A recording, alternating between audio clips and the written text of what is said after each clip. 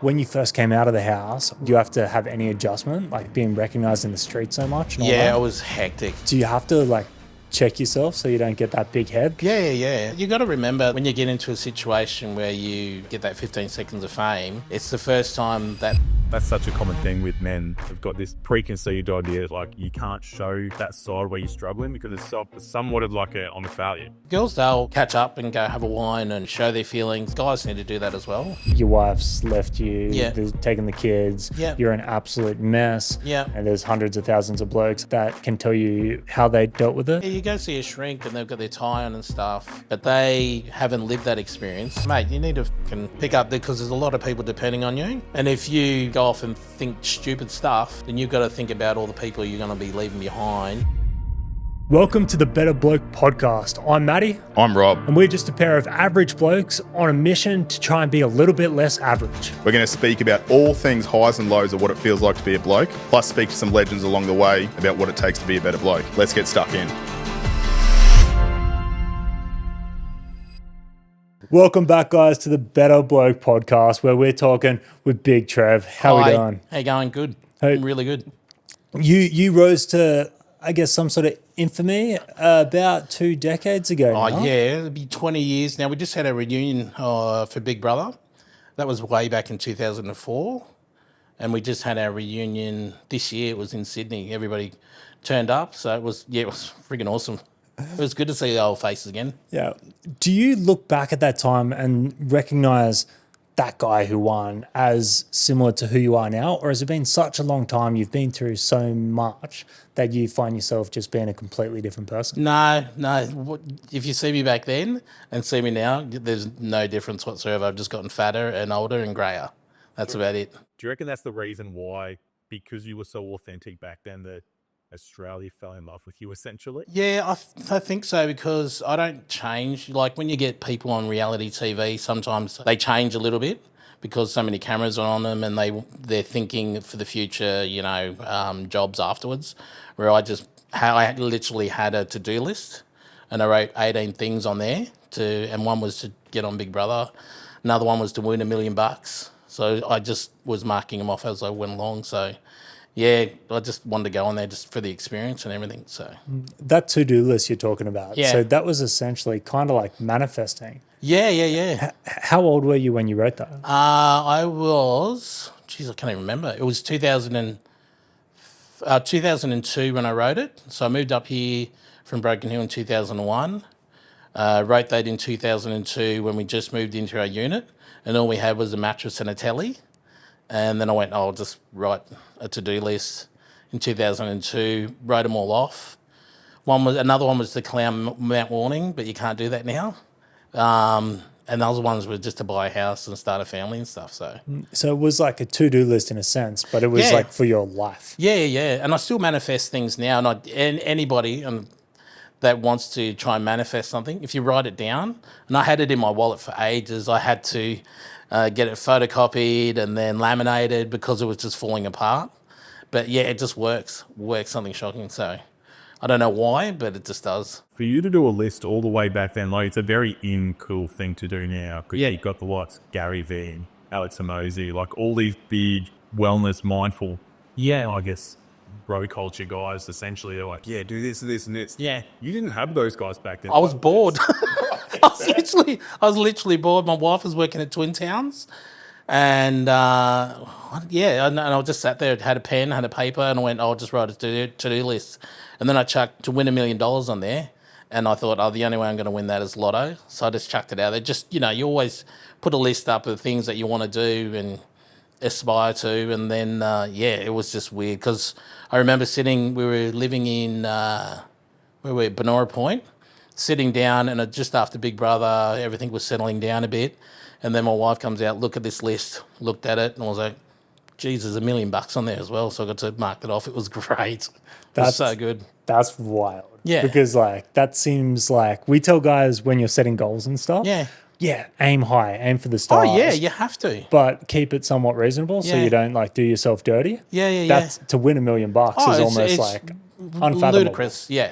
Because I also want to write a children's book and do other stuff. And the other stuff that I didn't write down was to get my own radio show, work on radio, and that's just all manifested. If you have that goal in mind and you set it in your head, then it works. I don't know why it works, but it just does.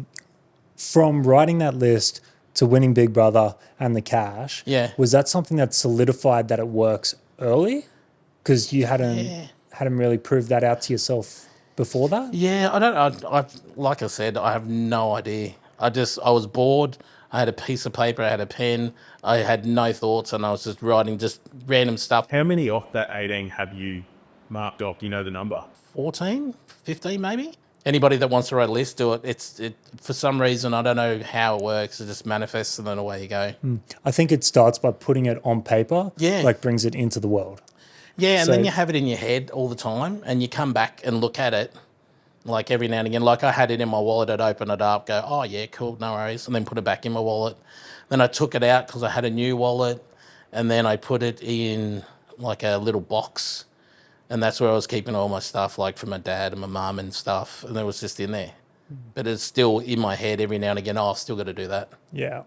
I did it on the 1st of January 2024, Yeah. a lot to do with the charity and Blokes yeah? advice and stuff. And I did it in the notes on my phone, and I wrote down all the things I wanted to achieve. Yeah. And then as notes do, if you don't edit them, they go down and down and down. Yeah. And then I found it a couple of weeks ago. I hadn't looked at it. Yeah. Hadn't looked at it. And more than half of them, done. Oh, see, that's great. So putting it out there, I guess, sort of worked. Have you got one? I'm the exact opposite. Because if I voice something, then it's that whole accountability thing, which is something that we're so for. We promote accountability in that, but I think it just puts pressure on myself to do it. But I've got a guest list of guys that I want to get on and have a chat. You're right. Who else you got on your Toby list? Price on there.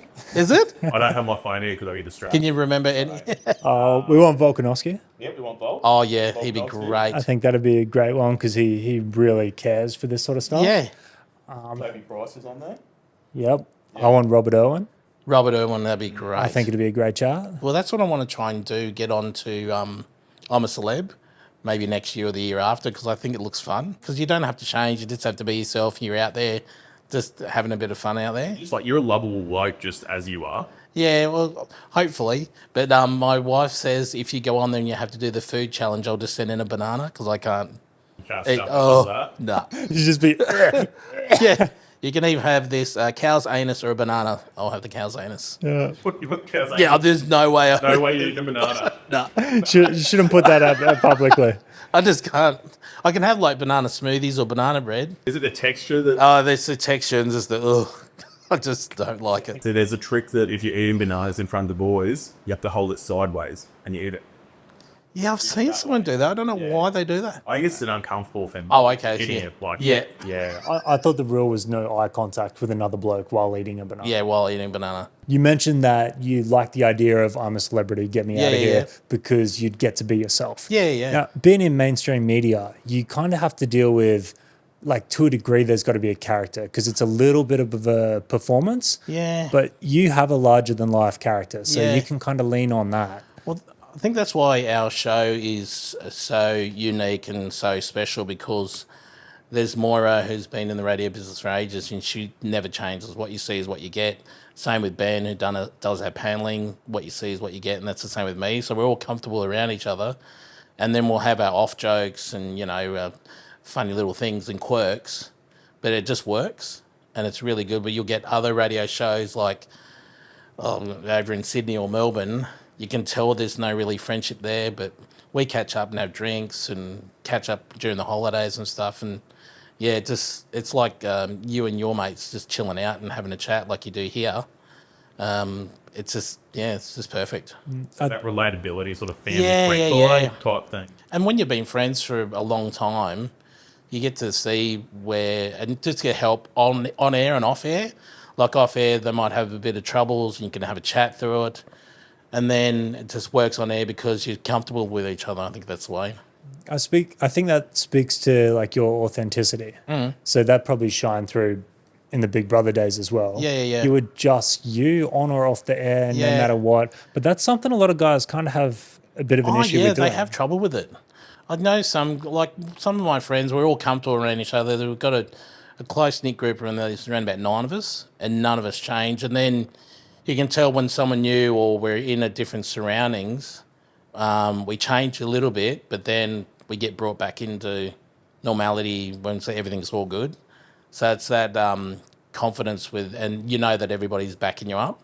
Like when I left, Big Brother came here with all drinks and stuff and caught up with mates. They just threw us some tongs, an apron, cooking barbecue, and said it's your turn to cook, and just treated us the same. Nothing, didn't treat us like I was a king or anything.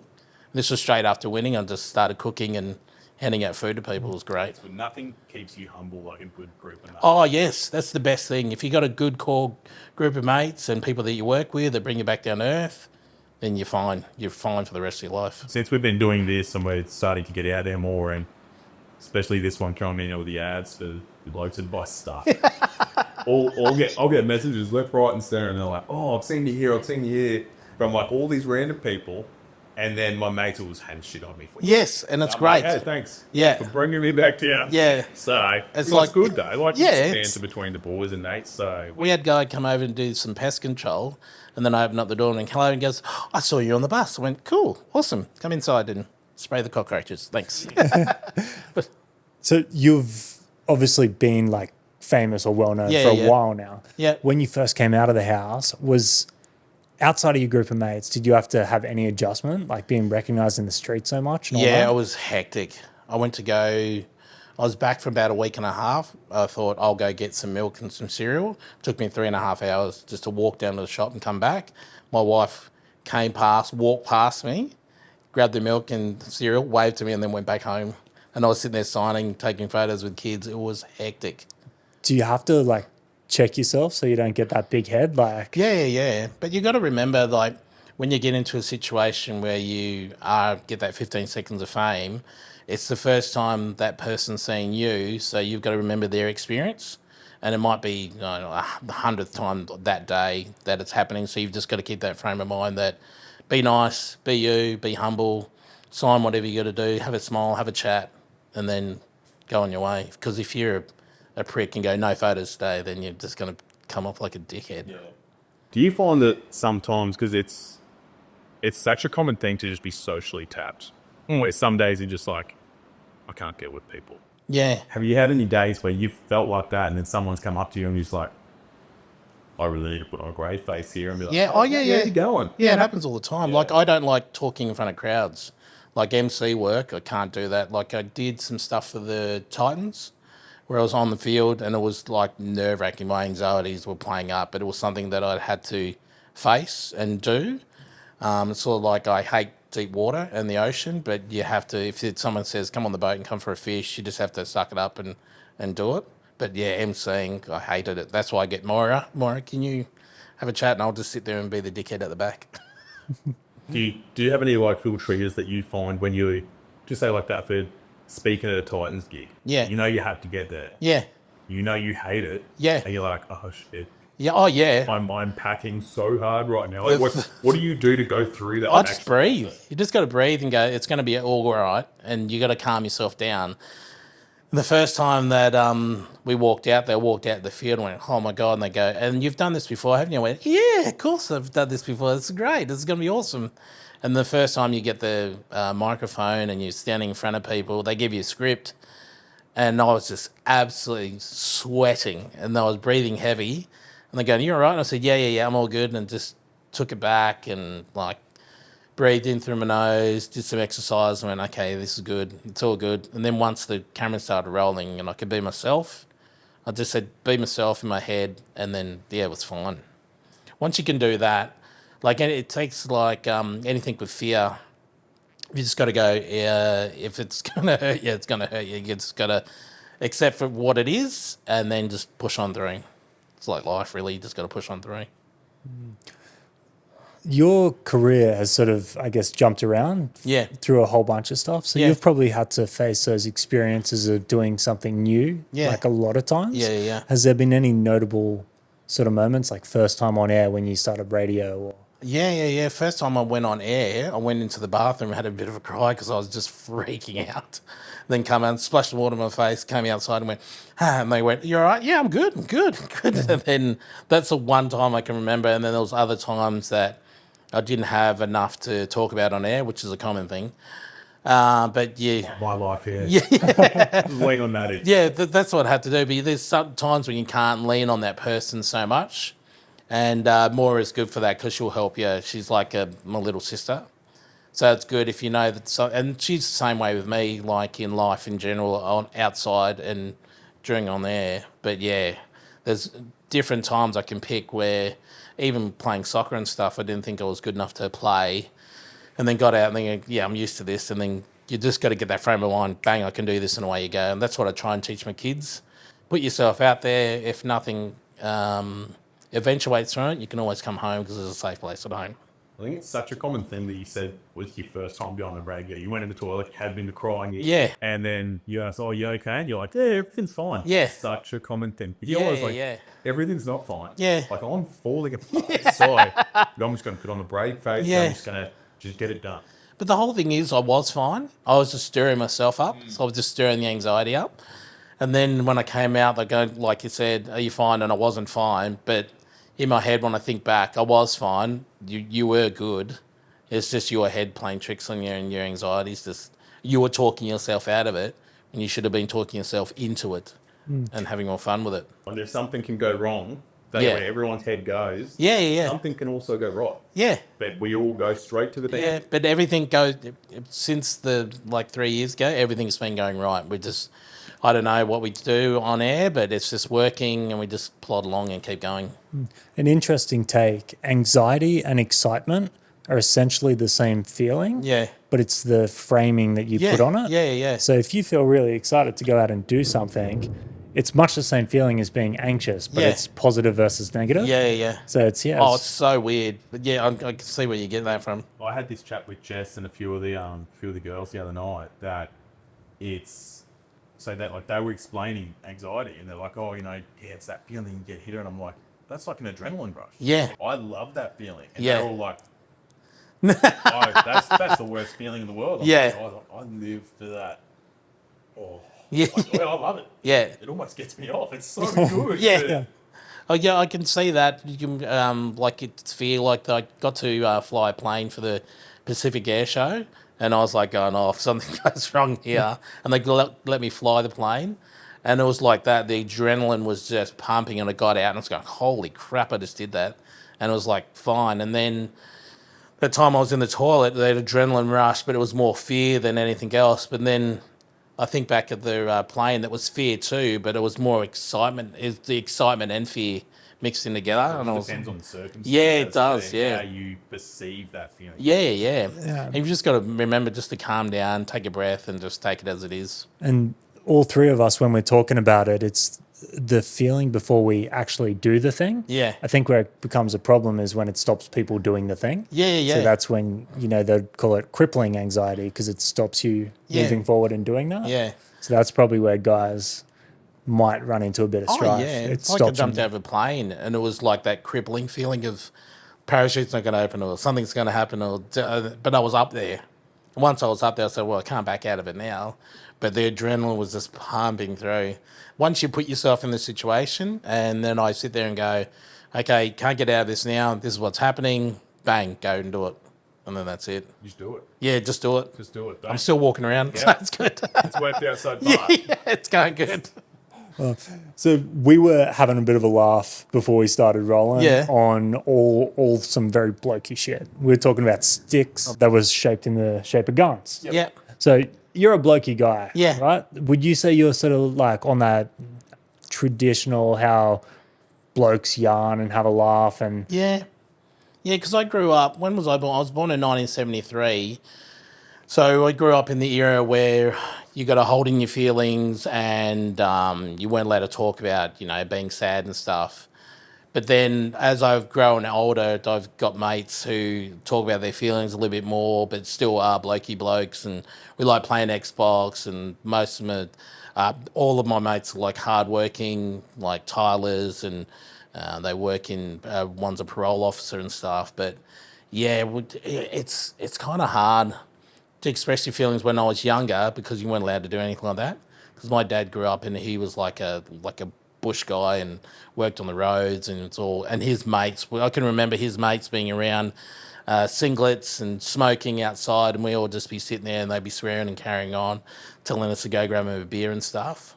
But as I've gotten older, it's all good to talk about your feelings and stuff. And that's what I teach my two boys. Just be yourselves. And if you have to have a bit of a cry, have a bit of a cry. But also go to your mum or come to me if there's anything going on in your life. And they do that, which is great. Which is why I couldn't do that with my dad or my mum.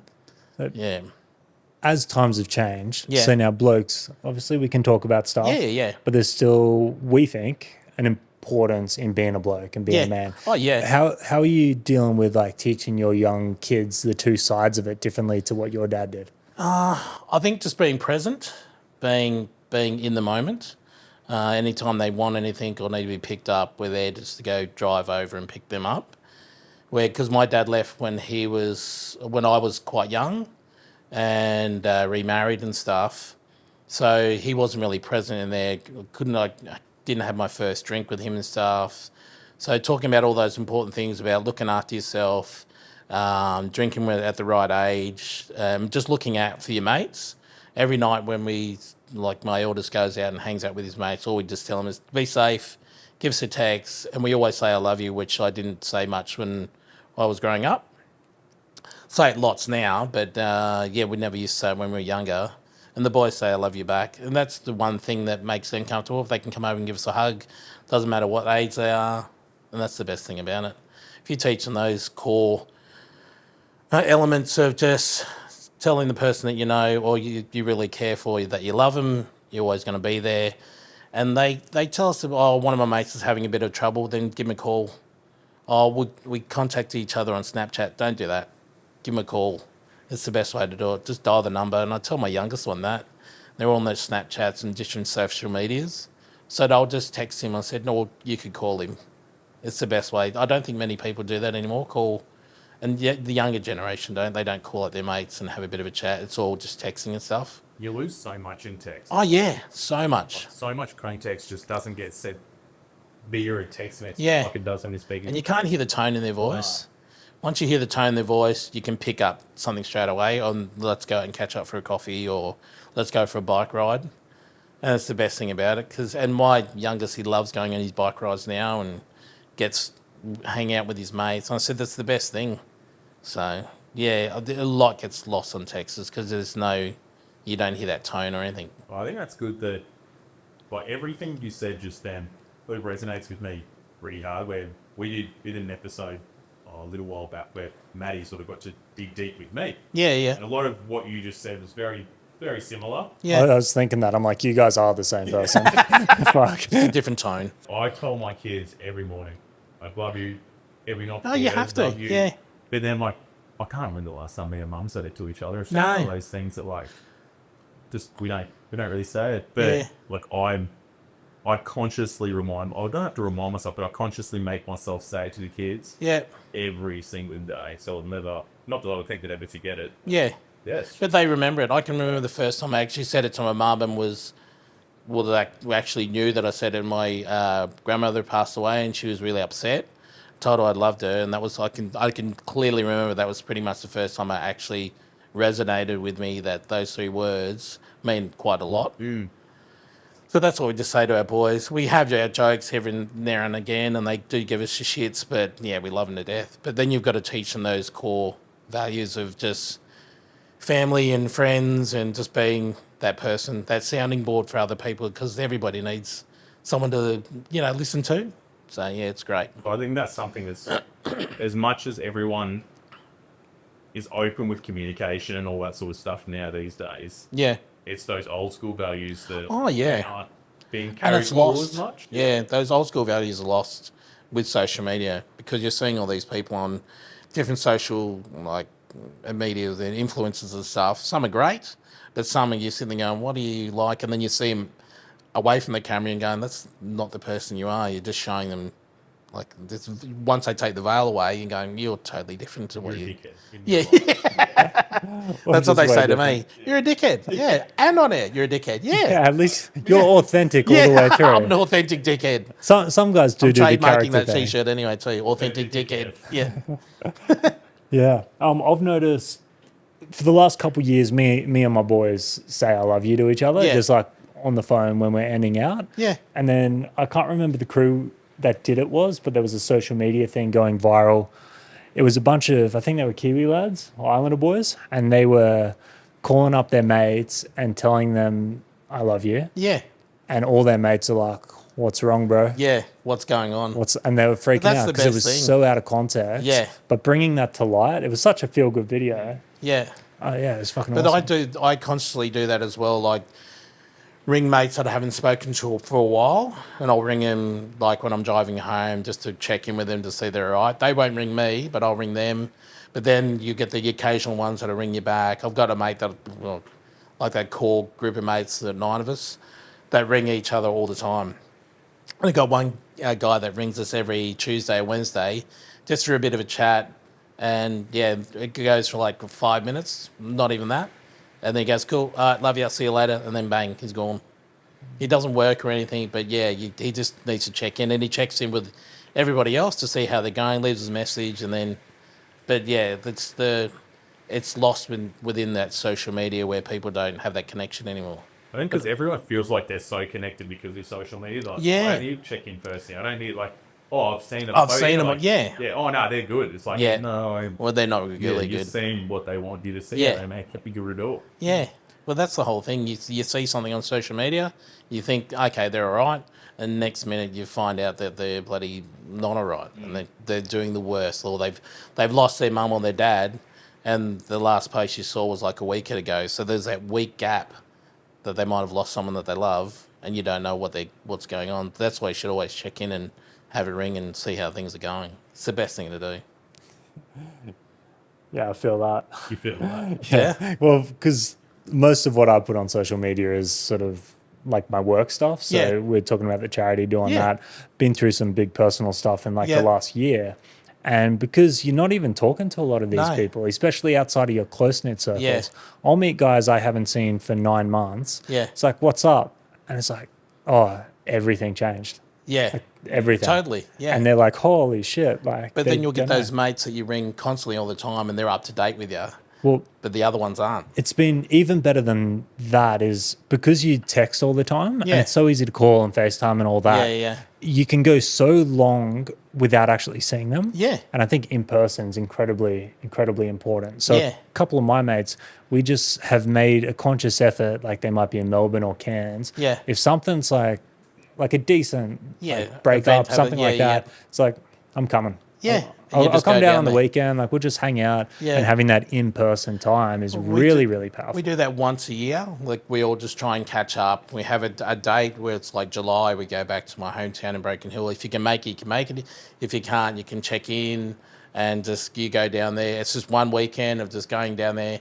The girls catch up with the girls. The boys catch up with the boys. And we've all got kids of different ages and they all just catch up. But it's like you've never parted or you've never... Like it was just yesterday that you've caught up and it's so good. And everybody's nice and calm. Because our group of friends are all just similar personalities where you can just sit there, be yourself, have a drink and just chill. And it's just, yeah, it's great. But it's always good to check in. It's fantastic. But that's my one thing. If you've got a good, close bunch of mates, even if you haven't seen them like since school time, you just give them a quick ring on the phone. That's the best way to do it. Just to check in with them. I think that's something that, like, I've got so many mates that we won't speak for literally like a month or 2 months. Yeah. And every time we talk, it's like, we just spoke yesterday. Yes. And everyone says they've got mates like that. And so you shouldn't have to wait, be able to go like, oh yeah, we just spoke yesterday. So do it more than two. Yeah. Because you don't know. You don't know what shit's going on in their life, so they could be going through a lot of stuff in their life. That's why we got one mate who brings us like every Tuesday and Wednesday because there's a lot of stuff happening in his life. He's not married. He deals with a lot of stuff like mentally, but he checks in and you've just got to pick up the phone and go, yep, how you going? What's happening? Good. You're all good? Yep, good, bang. But we do that once a week. So I have a question on that. You're a caring, understanding guy. Yeah. So I'm sure a lot of these boys will kind of lean on you. Yeah. And it's all good to have the chat and be Yeah. like, everything good? Yeah, it's all good. Yeah. But in the times where someone's like, I'm really actually struggling, Yeah. what's your sort of go-to to try and deal with them? Like in terms of offering support and ear, like I've had a couple of mates who went through like a serious amount of crap, but you had to just take it back, take a deep breath, and try and work out what's happening in their life. One guy was doing, I can't really go into it, but he was thinking and putting all the blame on himself. And then we sift through the whole detail, and there was no way he could have changed anything he could have done. And he was ringing us up at 2, 3 o'clock in the morning, talking to mates and crying and stuff. But then once we all got together, rang him and just told him there's nothing you could have done. And it wasn't bad. It was just something during work, and he was blaming himself for using some different thing. And he came back. It took a couple of months, but he came back after just chatting with us. And then there was another guy who was dealing with some stuff, but wasn't sharing that he was dealing with some stuff until after he went down like a dark path, and we were like, what are you doing? You should have told us. And we got angry with him quite a bit because he wouldn't talk to us, because he came from that mentality where you don't share your feelings, and he was fine and looking out for everybody else, but no one was checking in with him. So I think the best thing to do is you just got to have an open mind, but you've got to be, if they're not listening to you, you've got to sit there and go, mate, you got to snap out of this and get back into it. Let's go through it again and just repeat it. And then it's all just repetition, but you've got to put your foot down when it needs to be put down, but you also got to be caring when you need to be caring. So yeah, it's the best thing to do, just to sit there and go, mate, you need to pull your fucking head in. Okay, it's not your fault, but you also got to have that, come and give us a hug and everything's going to be all right kind of thing as well. You need to show them that. Oh, you got to show them you're caring and you're going to be there, but you also got to show them that, mate, you need to fucking pick up, because there's a lot of people depending on you. And if you fucking go off and think stupid stuff, then you've got to think about all the people you're going to be leaving behind and how angry, because I had to say that to another guy. So if anything happened and you went down a different path, I'd be so pissed at you. So pissed and upset with myself that I didn't do more, but also that you didn't have a chat to your family and your loved ones. It's all right to talk with me, but there's shit happening in your family that you need to bring up, and you're just bundling up. And just stupid stuff. That's such a common thing with men. They won't speak to their partners about any of that stuff because they've got this preconceived idea, like, I'm that whole protector provider. Yeah. We speak about it so much that you can't show that side where you're struggling, because it's somewhat of like I'm a failure. Yeah. Well, no. Like, if you're in a relationship with someone, you're a partnership. You need to be able to work through shit. And that's the same with girls. And the girls are great because they'll catch up and go have a wine and go show their feelings and stuff like that. And they'll deal with a lot of stuff. But then sometimes they'll bottle it up, but then they're great sounding boards for each other, where they'll just blah and just tell their other mates, guy mates, girl mates, how they're feeling. And guys need to do that as well. Just need to just unleash and just let it all out and have a bit of a cry and sit there and go, this is what's happening in my life. How am I going to change it? Can you help us? And go, yeah. But there's situations where if they're not going to help themselves, then you've got to take that step back and let it go to shit a little bit more, and then step back in again and go, see, this is what's going to happen, so let me help you so I can Bit of get you back. realisation. Yeah, they need that realisation. Because if they don't realise and they keep depending on their mates to fish them out of the crap again, then it's just going to be repetition after repetition after repetition. So Yeah, a bit of accountability. yeah, need that Love accountability. that word. You said you had one of these guys calling you at 2, 3 o'clock in the morning. Yeah. Now, running Blokes Advice, we do see posts come in late at night because, maybe they're on the drink, maybe they're just too far into their thoughts. Yeah. And I think guys feel like that they're more of a bother, obviously, because it's the middle of the night. Yeah. But any bloke would rather take the phone call than get a bad phone call the next morning. So it's very important that guys can reach out to someone at that kind of night. Yeah. So obviously, if you don't have boys that you feel comfortable with, there's heaps of hotlines. Or go. That's what they're there for, so they can help you. Yeah, and if you don't like the professional services, go to Blokes Advice and just type in need someone to talk to or something like that into the search bar. Yeah. And you'll find guys that just say inbox open. and just shoot them a bunch of Oh, messages. really? You'll Okay. find someone. That's There's awesome. 303,000 people in the group. Oh, really? That's awesome. Yeah. See, that's the kind of people, the kind of services people need, that so that they know that there's someone out there just listening, and you guys doing that. That's freaking awesome. Well, I think that's the biggest thing. Whereas, well, neither one of us two, or majority of the guys in the Blokes Who Watch community on Facebook, none of us claim professionals. We're Yeah. blokes that are happy Yeah. to have an ear. Happy, having, and that's what people want. That a lot of the time, that's all people need. Yeah, Like, there is guys that do need some professional help. But Yeah, but then you lead them in that right direction. Mate, this is way too much for me. This is what you should get in contact with, and that's what people need. If they've got someone to listen to, that's great. But if they need that extra bit of help, then you guys showing that way. It's awesome. That's why it grew so big and like Yeah. so popular, is because blokes seem to like lived experience. Yeah. And that's what our whole thing is based Yeah. on. Right. So if maybe your wife's left you, Yeah. they're taking the kids, Yeah. you're an absolute mess. Yeah. You know, there's hundreds of thousands of blokes. I guarantee there's thousands of them in Yeah. there that can tell you how they dealt with it, Yeah. what they did right, what they did wrong. Yeah. And guys seem more receptive to hearing that than going Yeah. to see a shrink Yeah, straight you off go the see bat. a shrink and they've got their tie on and stuff. They haven't lived that experience, but they've heard that experience from Joe Blogs from down the road. So they can get a little bit of perception from that and tell that person what they need to hear. But they need that actual person who's been through all that crap, who's had the wife leave them, who's taken the kids, who's been in that situation, and then, yeah, this is what I done. And goes, I've done that. Well, this is what I've done, or I haven't done that. So that's great.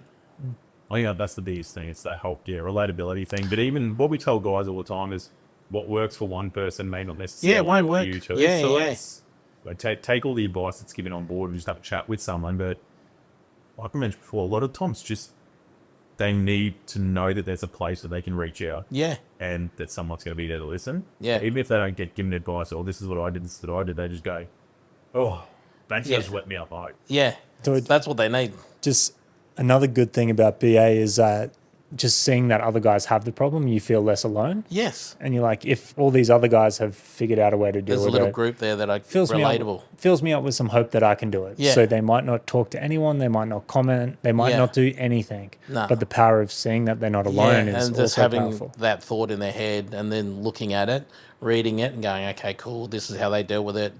Not actually getting in contact, but going, okay, I'll try that and see how that goes. So you got a bloke of the week for us? Or? So we do bloke of the week every Yeah. week where we jump into the group and someone's done something awesome or Oh, really? something about that. What do we Yeah. got this week? this is the bloke of the week that I've been thinking of for a little while because he sort of earned it. Okay. But I wanted it to be a special time. And I don't know if you'll remember a special time, but it's my segment, so tough. Oh, this is what you're talking about, what you have to deal with. All the time, mate. Okay. Not prepared. See, it's not written down. He just came up with this. Nah, see, I know, because you know who it is. Okay. So, my bloke of the week, I'll break this down for you here, Trev. Yeah. So, this is a young, early to mid-20s bloke Yeah. who he's a very well-known figure in the Blokes Who Watch community and the larger automotive community. Okay, yeah. And he has a bright yellow Suzuki Swift Okay. that he does burnouts in. Yeah. He's built this thing from the ground up. He's Yeah. done, Matty's gone over it many, many times with trying to use the lingo because Matty's a big car guy. Yeah, you can tell. obviously. Yeah. Huge.